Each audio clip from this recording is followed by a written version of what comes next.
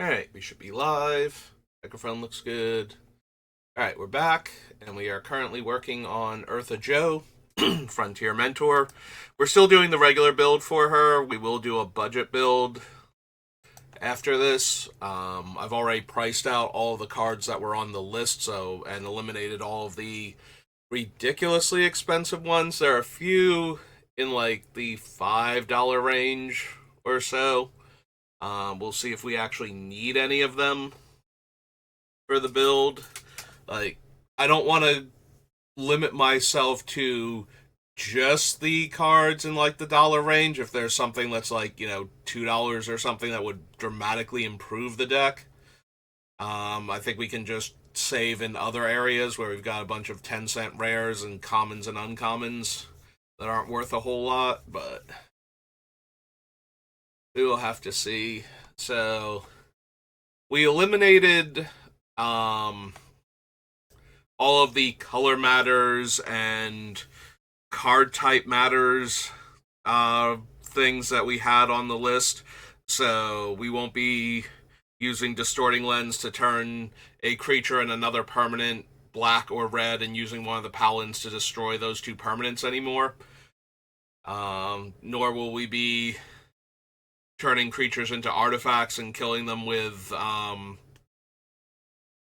Ashino Heretic in this build. Yeah, as good as it would be when it's working, it's kind of hard to make it work with what we have. So,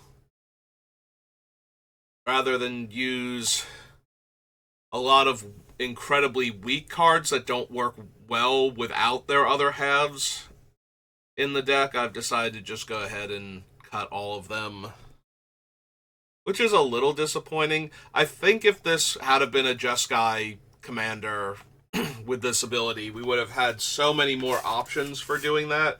We could have made a very interesting deck just based around turning our opponent's things into the color of our choice or into an artifact, and then being able to use the cards that care about the color of the things they're targeting or if they're an artifact or not. Like, we would have had so many more options, so I am disappointed in that regard. Oops, I thought we got rid of Thran Forge. Did we miss it? I accidentally copy it instead of... Hang on. Do we only have one Karn left on the list?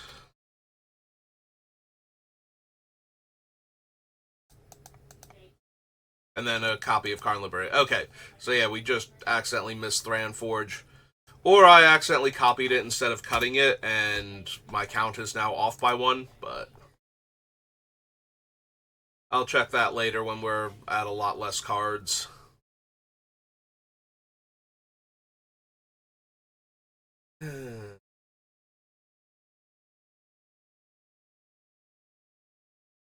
Rapid Hero, Shivan Hellkite, Armistice.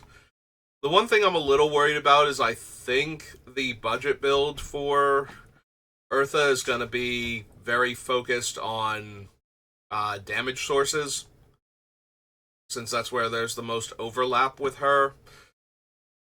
So when we cut like the more expensive cards, like we're losing out on redundancy at that point for some of our things, but not for the damage sources. Like, all of that still functions properly, so it'd be pretty easy to keep all the damage sources in, and aside from a handful, we would have to cut like Goblin Sharpshooters already off the list.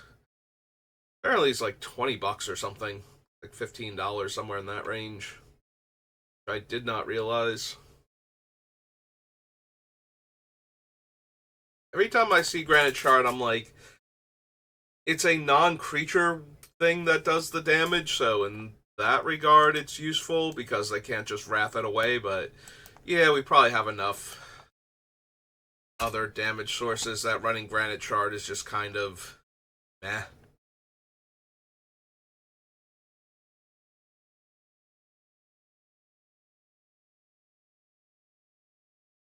Maybe we have too many damage sources. Maybe that's one of the problems. Like, we need to cut down on some of, like, the random one damage pingers or something and just focus on the other things that we have.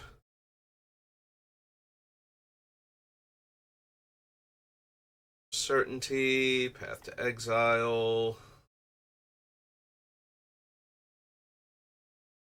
The problem is if we cut too many of the creatures that tap to deal damage, or maybe we have too many that already tap to deal damage. Maybe the problem is cards that let my creatures tap to deal a point of damage, since a lot of them do that anyway.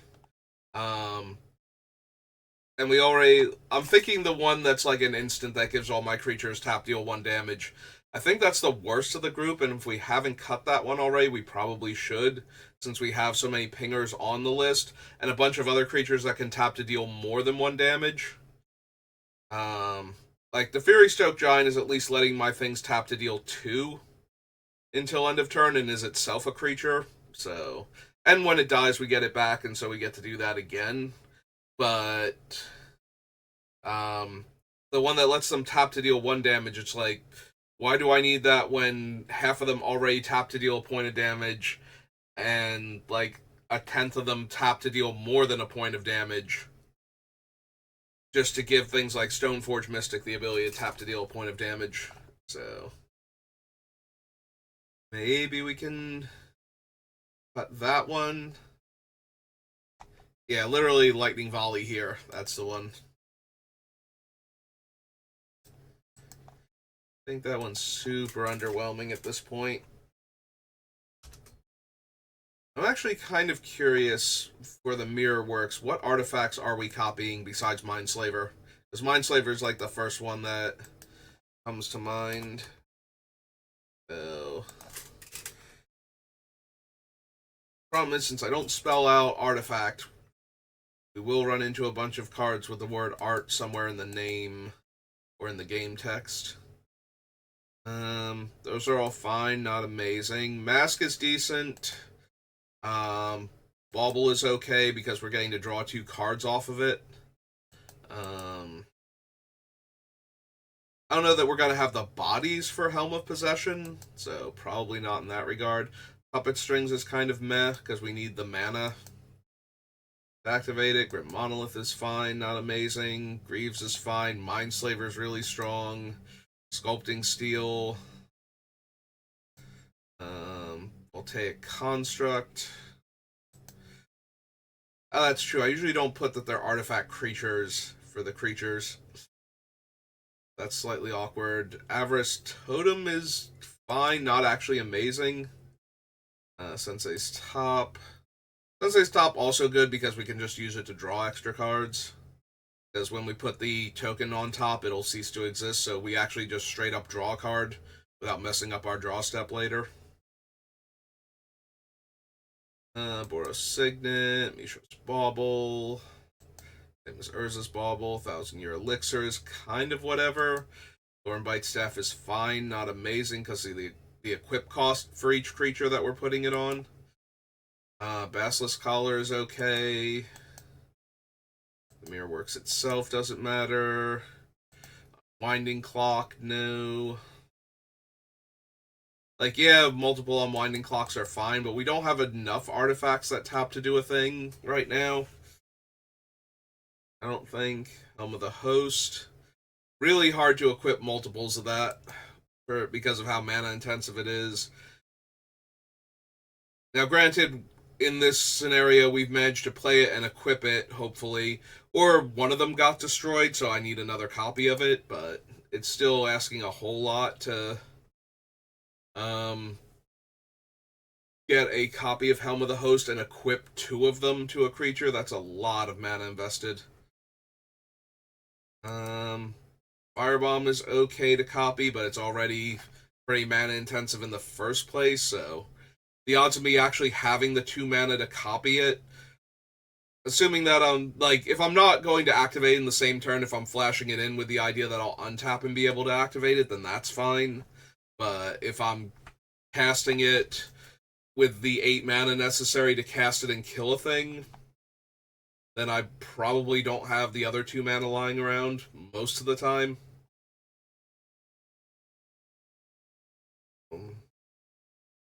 So like a Skull Bomb is fine. Stone of Eric is fine. Soul Cauldron's legendary, so that doesn't work. Collector's Cage would be pretty decent to have another copy of. Boots or whatever. Staff is strong. Trading Post is okay. Chaos Wand is 2 mana intensive, I think, most of the time. Talisman Fiction. Arcane Signet. Screwdriver. Screwdriver's another mana rock, if nothing else. So, even though it's a bit mana intensive to do things like make a creature unable to, or can't be blocked this turn, rather, the fact that it is itself a mana rock means I'll have a little less stress, and then we have all the other things, so. Like, Mirror Works is okay, Unwinding Clock is okay, but none of them are really that strong. Neither of them are really that strong. Yes, all 2 of them, none of them are that strong. Makes me think we can probably ditch the Mirrorworks. Yeah, because we're never going to get to 12 mana. I mean, it's not, we're never going to get, we have Zerta and the 2 monoliths, so we could definitely make infinite colorless mana to pull that off.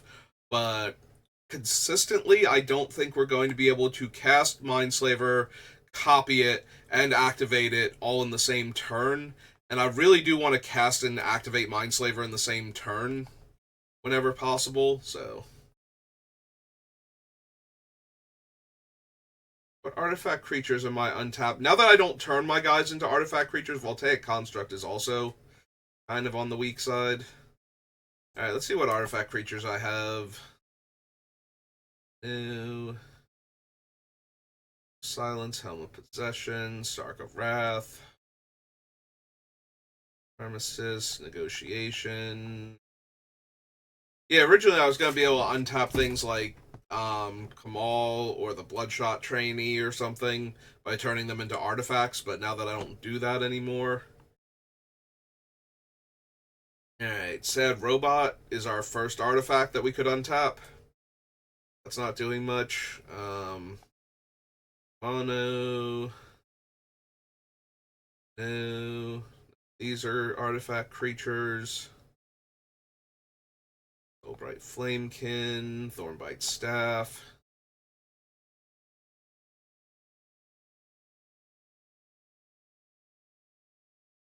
Yeah, I really we'll leave it on the list just in case. Unwinding Clock can probably go at this point. Again, since most of my stuff aren't artifact creatures anymore with these abilities, untapping my artifacts seems a lot weaker on each player's turn. Vector, Walking Ballista is an artifact creature, but untapping it doesn't really do anything.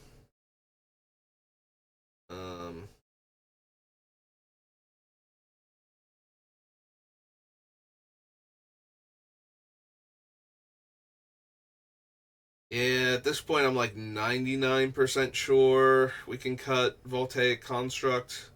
Iron Sash doesn't really do anything. I untapped it.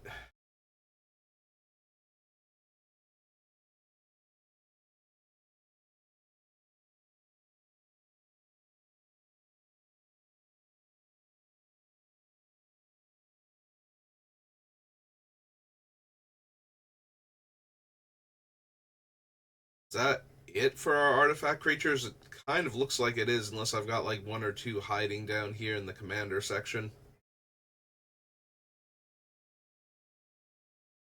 Yeah, we got the Peregrine Dynamo, which does actually tap to activate its ability. Scavenge Brawler already has Vigilance, so there's no point in untapping it, really. And I could untap Yes Man, but Just to tap to give them away and draw 2 more cards. Okay, so yeah, we definitely don't need we'll take construct.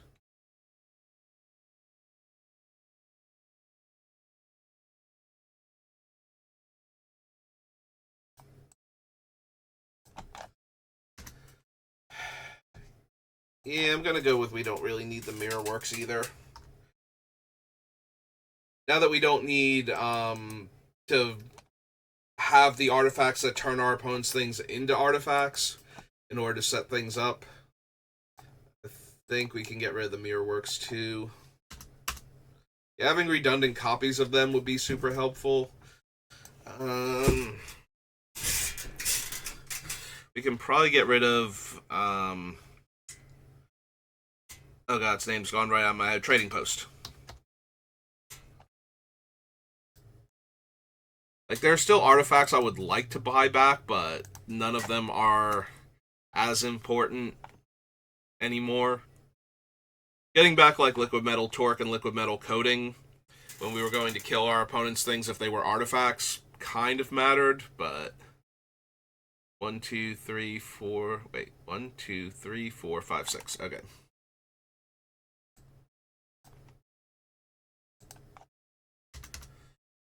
$125 now. We're almost down to the point where I only need to cut half the cards still on the list, and we'll be done.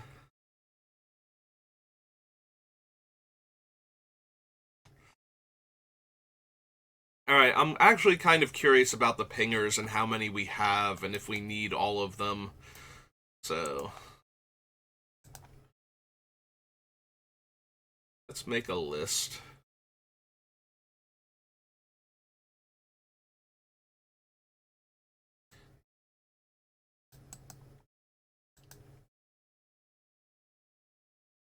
Armistice. Negotiations. Negotiations is a pinging effect, so yeah. Kamal does the thing. This does Grim Lavamancer. Sister.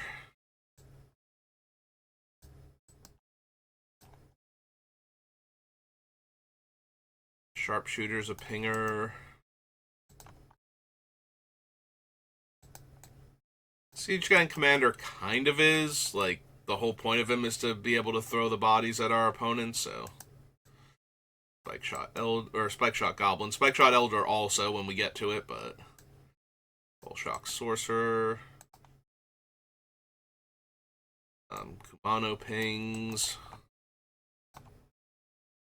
Like, it might just be that we have enough things that ping that we have too many on the list and we can cut, like, 3 or 5 of them and still be fine.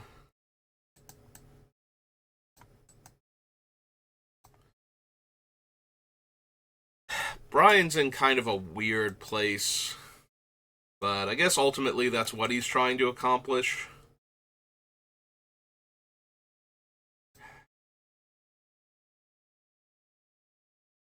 Stormbite Staff turns the creature into one of those, plus it lets me untap the ones that already have the ability.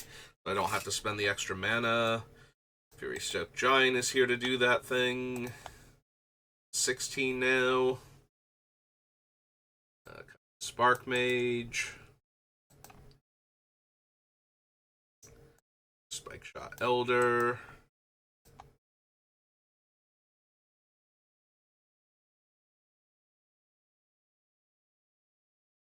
Ballista. 19 now.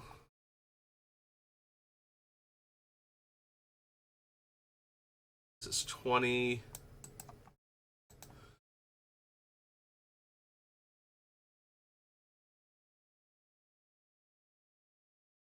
Olivia's attendance. I was about to go right past them, too. 1.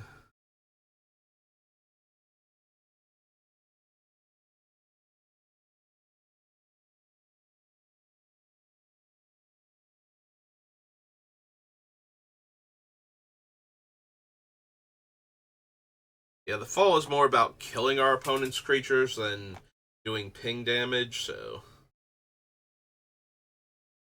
Oh, Realm Scorcher, though. Definitely is. 22, we only have room for 2 more.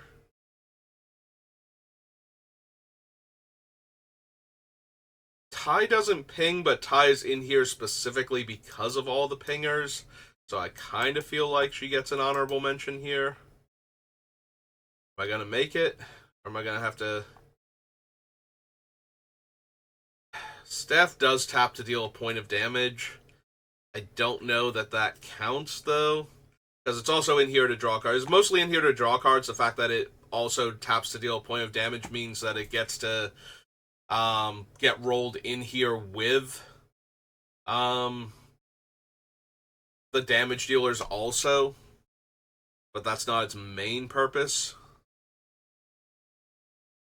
Brash Taunter, on the other hand, is definitely in here to activate his ability to do a ton of damage, so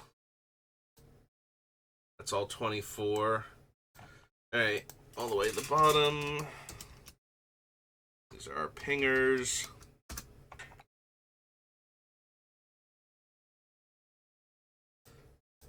Witch Hunter, Hellkite, Negotiations, Maul, Lavamancer, Kamal's Sister, Sharpshooter, Siege Gang, Spike Shot, oops.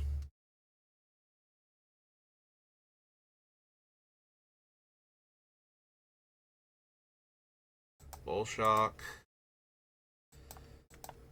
Mono, Fusillade, Trainee. Come on. Make me double click like 8 times in a row and then randomly just like, nah, it's fine. You can click on it once, like a normal human being. I don't know what determines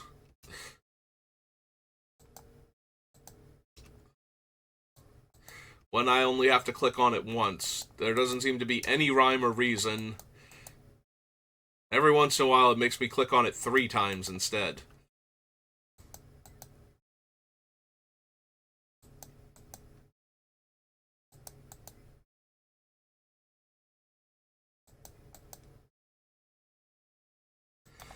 Hey, back to Brash Taunter. Recruiter of the Guard, Talisman. Jessica's not in here to ping. She's physically capable of doing it. Togo makes things that let my guys ping. Honestly, Togo might be able to go. Pulse Maneuver, Deflecting Swat, Drum Bellower,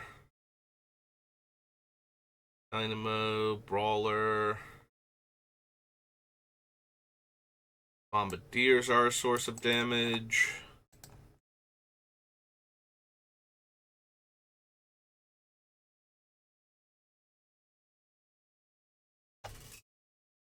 Technically, Ryu can ping creatures, but that's not really what... He's in here because he can let me discard a card to draw cards with his activated ability.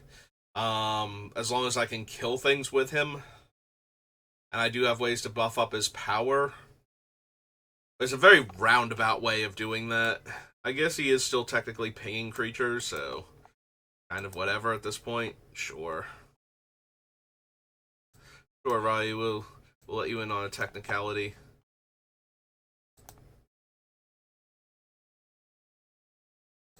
So Togo, Broadside, and Ryu.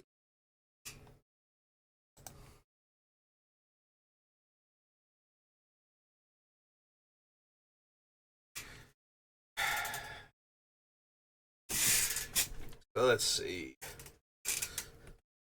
What are the easiest ones to cut?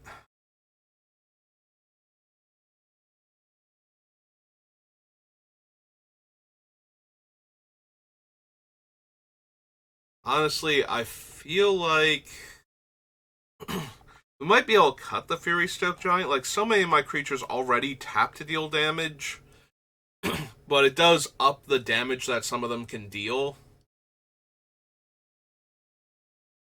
And since it's an activated ability, multiplying that damage is going to get multiplied even more by Joe copying it, so...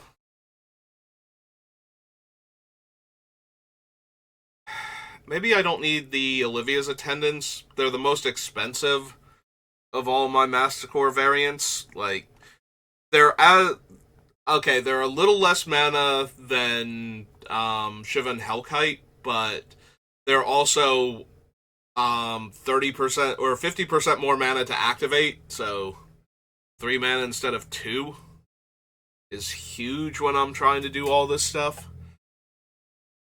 The fact that they give me blood tokens is nice, but if I have them, I kind of want my lands. So yeah, maybe Olivia's Attendants can go.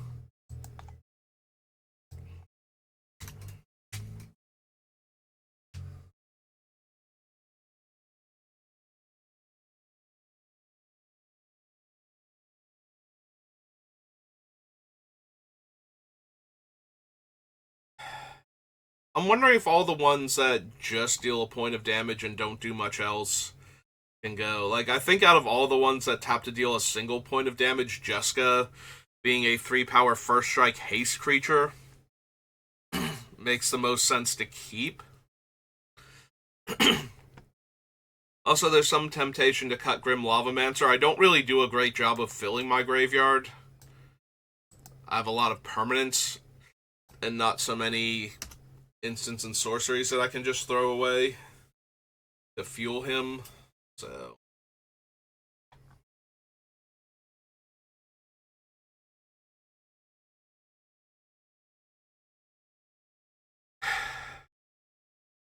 my commander naturally can buff creatures, which is why Spike Shot Goblin, Elder, and Bloodshot Trainee all make a lot more sense. Also, Brian's Stout Arm being able to use the creature's power to determine damage helps a lot.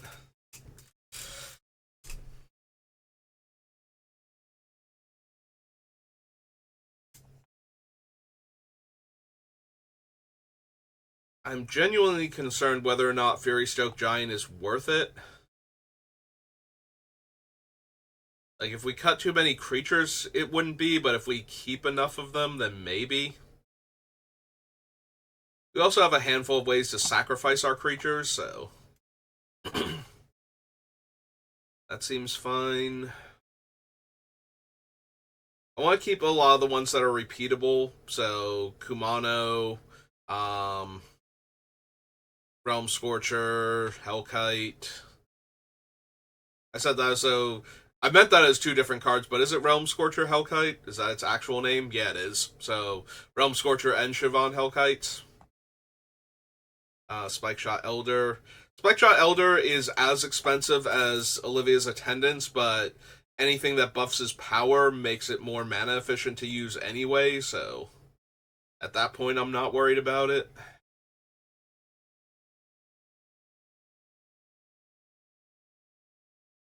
It is true the Olivia's Attendants goes down to 1 mana when we have Zerta out, but that's also true for Kumano, Realm Scorcher, and Siobhan, so...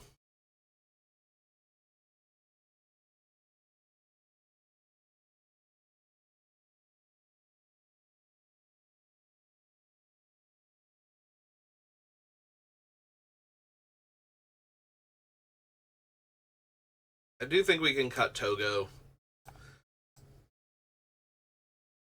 I think I thought I was going to have more of an artifact sub-theme going on, and so the fact that he makes artifacts that I can then equip to things in order to make those creatures be able to throw the rocks to deal damage, it's like, okay, he's doing a lot of different things that I care about, but yeah, ultimately, he's letting me spend a ton of mana to turn my creatures into one-time pingers for 2 damage.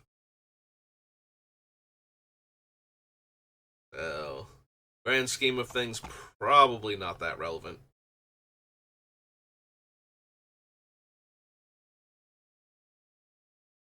I'm a little sad, like, obviously they couldn't let the mercenary tokens target your opponent's creatures for Outlaws of Thunder Junction, limited. Like, that would be way too much for a crime commission.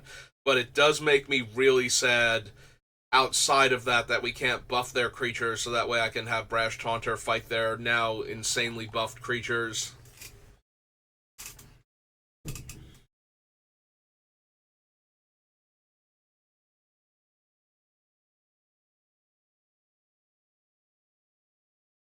We have over 20 cards on the list, and we do not have room for all of them, so some of these absolutely have to go. Yeah, I think Fusillade was another one of the reasons why I want to be able to make large numbers of permanents, like just have all my stuff be able to tap to deal damage. But maybe that's just not good enough. It's a one-shot. I'm using 4 of my mana. So, yeah, I think Flame Fusillade can go. Maybe the Fury Stroke Giant can just go too. Like, it's nice when he's there, but I still have to have a wide board, and I don't know how wide I'm going to be able to go. So, yeah, I can see cutting him. Just focus on the ones that naturally have the ability. And yeah, if I'm going to focus on the creatures that naturally deal damage, I'm thinking I should cut the ones that only deal 1 point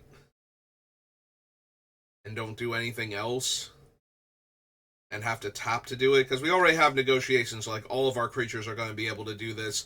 And because it taps my untapped creatures rather than giving them the ability, it doesn't even matter if they have haste or not. So, yeah, I think we're good to cut. Let's see. I think we can leave Witch Hunter in for right now because it also has the ability to bounce 2 creatures with our commander out, so that's a bit more useful. Jessica can stay because she is by far the largest 1 damage pinger, although if we still need a cut, it will probably be her. So that leaves Volshock Sorcerer going. And Cunning Spark Mage.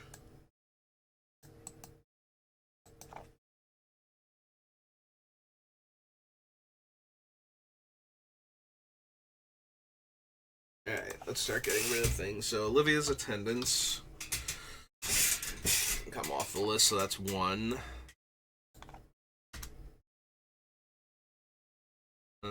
Grim is going to be 2.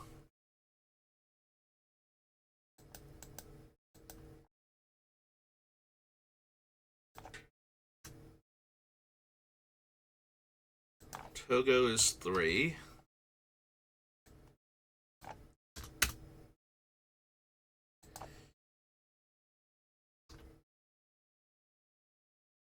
Flame Fusillade is 4. Oops. Not cut, just delete. Fury Stoke is 5. Shock 6.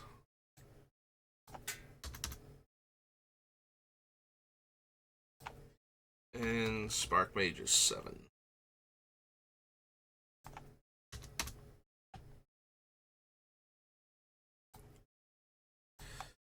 Alright, brings us down to 118. So we're below 120, so feel like I'm making decent progress now.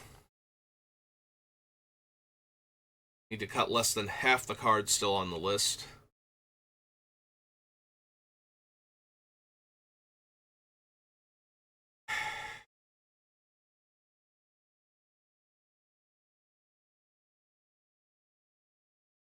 There's some very minor temptation with the puppet strings because it can also untap things. If it were a little bit more mana efficient, maybe.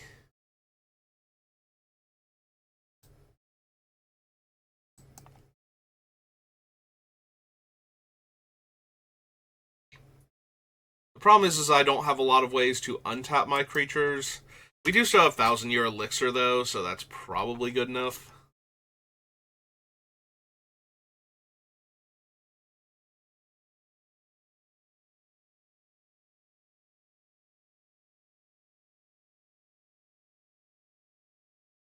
Hmm. I was thinking with the negotiations, like how many creatures do I have that don't ping? But I think we still have enough on the list that naturally can't ping. Also, letting the ones that don't tap to do their damage and spend mana instead also tap to deal a point of damage on top of that seems okay.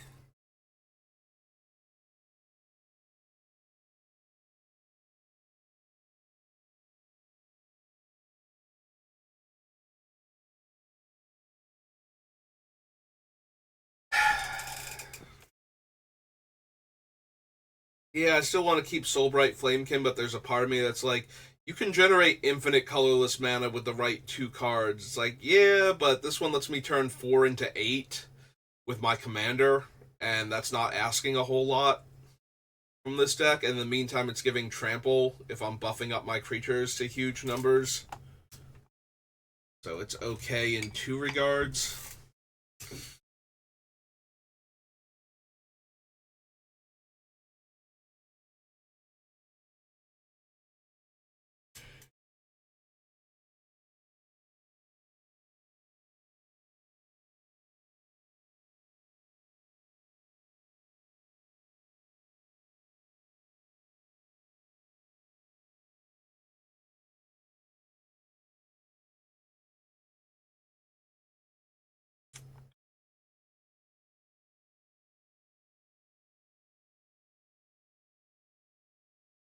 Yeah, I'm just looking for more things that we can more easily cut, like anything that's not quite pulling its weight here.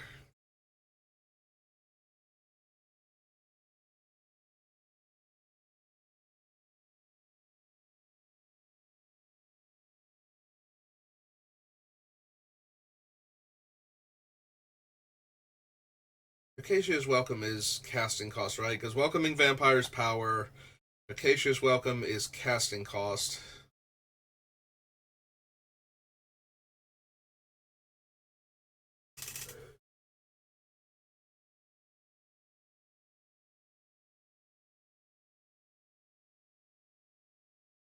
I wonder, as easy as it is to get a free card off of Collector's Cage and bypass the casting cost, most of our stuff is not super expensive.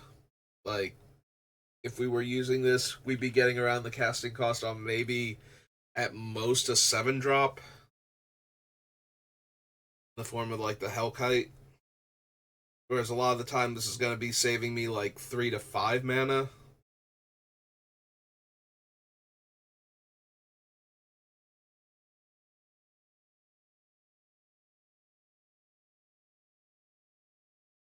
Like the 1/1 counters are nice and all, but do we actually need a thing that's putting 1/1 counters on my guys when we have so many other more powerful things we can do?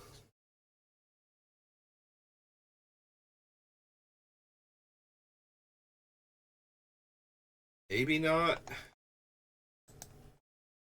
The Collector's Cage is a bit too meh in this deck. Alright, Collector's Cage.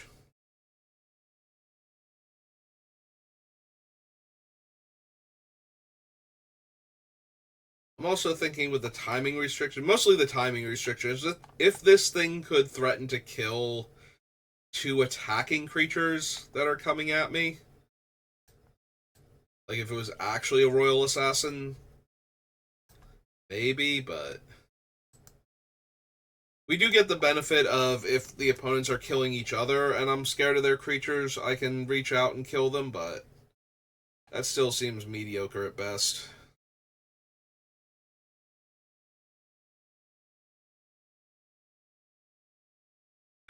Alright, with all the other artifact activated abilities that we cut, do we still need Kirkesh to copy them? For the ones that we do have. I'm gonna say probably not. We're already copying them with Ertha Joe normally. So there's only a very small number of them that I would even want to copy with Kirkesh also.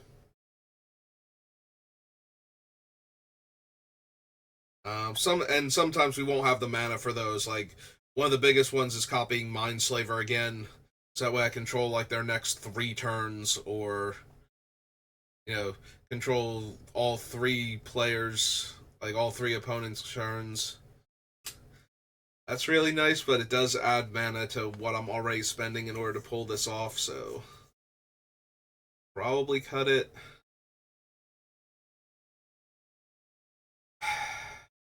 As awesome as triple, or technically 9 times damages with Jessica, just kind of medium if I can't get through. And we do have the access tunnel and the rogue's passage, but I still feel like that's asking an awful lot for her to be good consistently. Like, she's amazing, but very inconsistent, I feel like. Like, if we can make our creature unblockable, or we just have a wide open attack, then dealing 9 times as much damage is absurd. But the rest of the time, it's kind of like, and it gets jump blocked. Because, it's attacking for 9 times damage. Also, her loyalty is going to be like somewhere between 1 and maybe 3 at most, so her other ability isn't going to do much. Also, we can't cast her before we've played Ertha Joe, or she just explodes, so.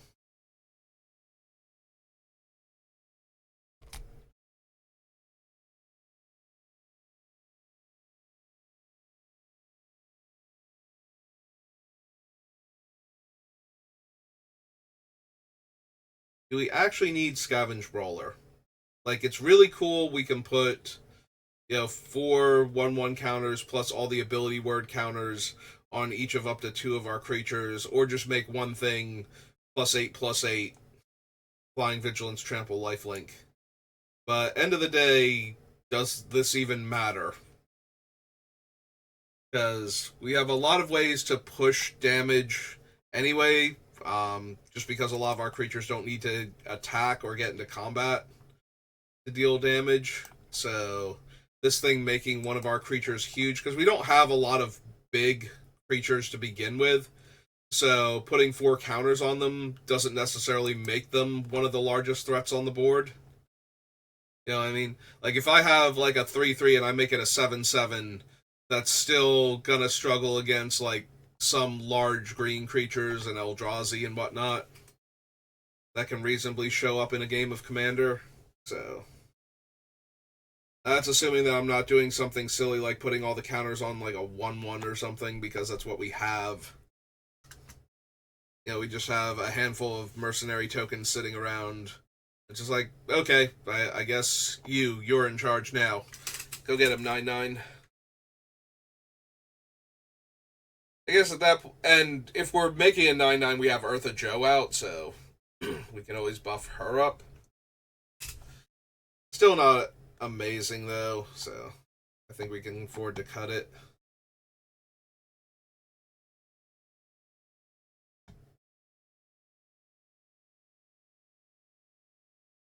Alright, how many things do I have where I target my own thing for Argus?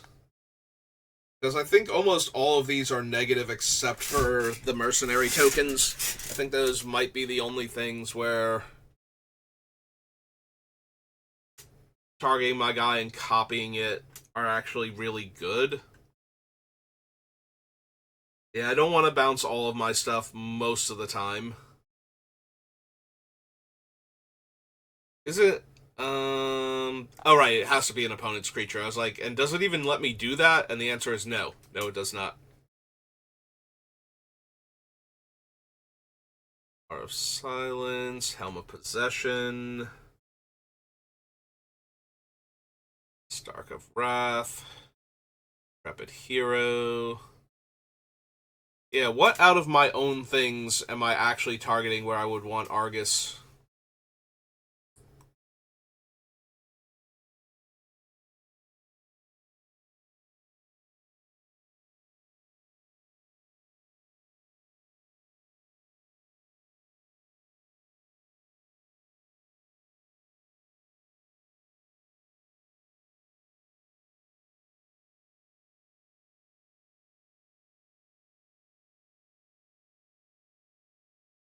Yeah, so far, like, none of these. I think Argus has to go. Oh, there we go. Soulbright Flamekin. I mean, it's the same for the like. Okay, now all of my creatures have trample instead. When we copy, because it's only the third time for the ability that we get the mana, so it's not like we're gonna get a ton of mana for doing that.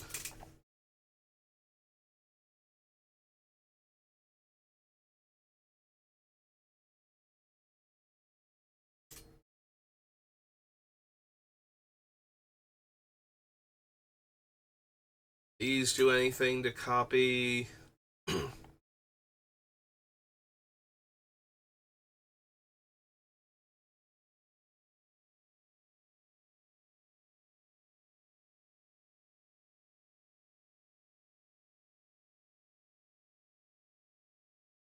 Alright. I'm most of the way through the list, and none of these are doing me any good, so Argus kind of needs to go. Is it Agris? Agris Coast? Yeah. I keep doing that with his name, too. I keep thinking his name is Argus. Alright, so cut him. So that's 7 cards now. So that brings us down to 111. Well, we're making good progress, but we're also getting close to time, so it'll take another pass or two through the list, and that should bring us to about somewhere in the 50 to an hour range, which is where I usually like to stop.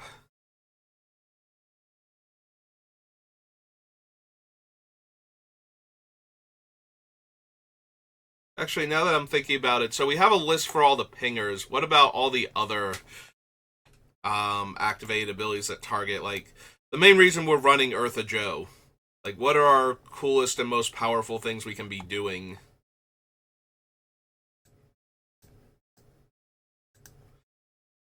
I kind of want to see the ones that are going to win us the game or put us super far ahead, as opposed to the ones that have utility, like a little bit of card draw or something.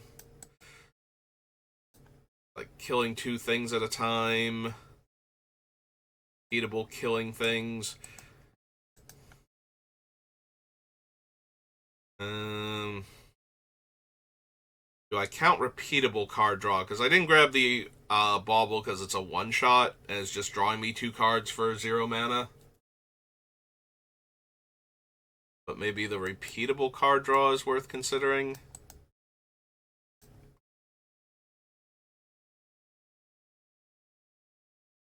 Because we have a whole ton of things that deal damage, but what are the things that I really want to do if I'm... Because like I said, I'm pretty sure the budget version is going to be um, damage based, because that's the easiest thing to do with her.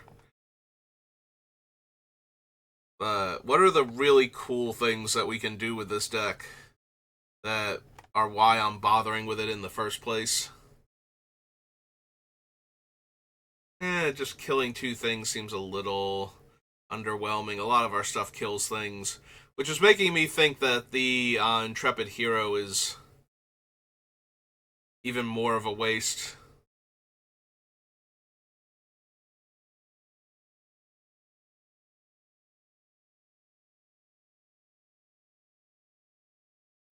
Karn's really absurd.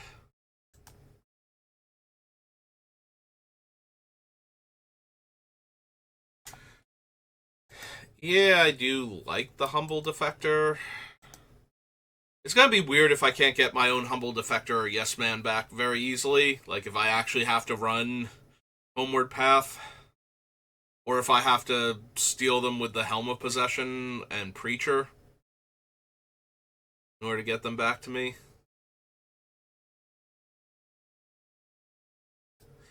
Or Captivate. Yeah, that's true. Captivating Crew is hilarious with them. It's like, I'm gonna steal them back and then give them back to you and draw more cards and more cards. Hugin's basically just a kill spell.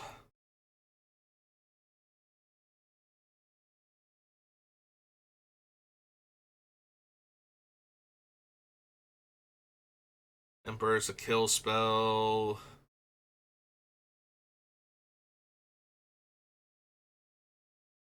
I do like Fall of Karandros as a weird thing that's like killing creatures and making a giant token, but ultimately that comes down to it's just killing things and happens to make a token at the same time, so.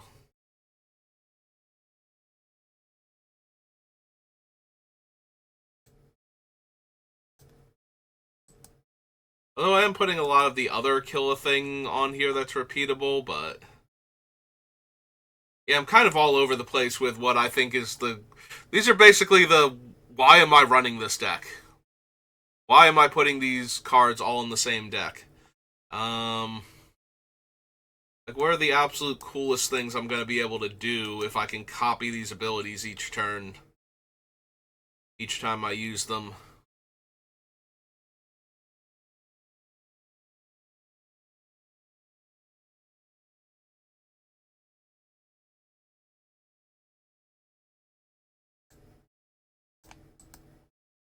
Are there any of them, like, if these are the coolest things I can possibly do...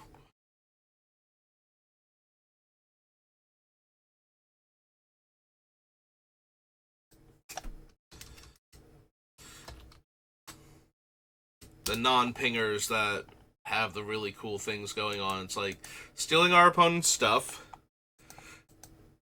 messing with their hands, stealing their stuff, killing lots of things. Yeah, like when I look at all of this together, the Intrepid Hero loses a lot of his luster.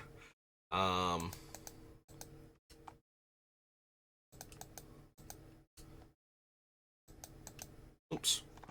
Damn it, Humble Defector. You're so humble. Why you gotta be on there twice? Starting to feel like you're not actually that humble. You're just pretending to be so people will say nice things about you.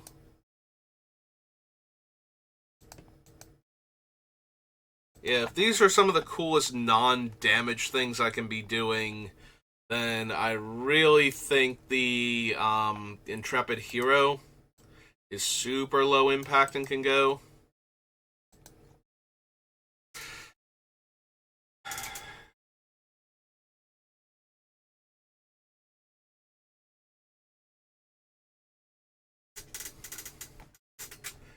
Yeah, I like all the other stuff on this list, but that is definitely one of the worst ones.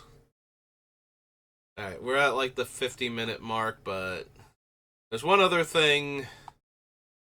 It's near the bottom of the list, and now I've forgotten what it was that I looked at and I went, oh, I know what it was. The Flame Conjuring. The whole idea behind it is when I play one of the creatures with the tap activated ability, I can immediately get an activation out of it. But we're cutting a bunch of them that don't have haste anyway, so... Although Flame Shadow Conjuring with things like Yes Man and Humble Defector and... Not Mangara, I suppose, because he's legendary.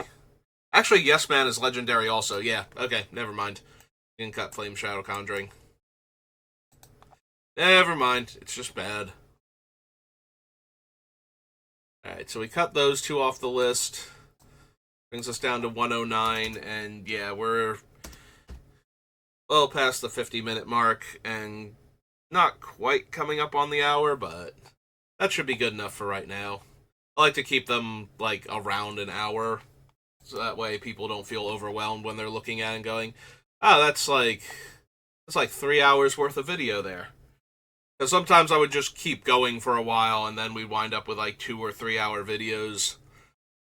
And those got almost no views because they were just kind of overwhelming.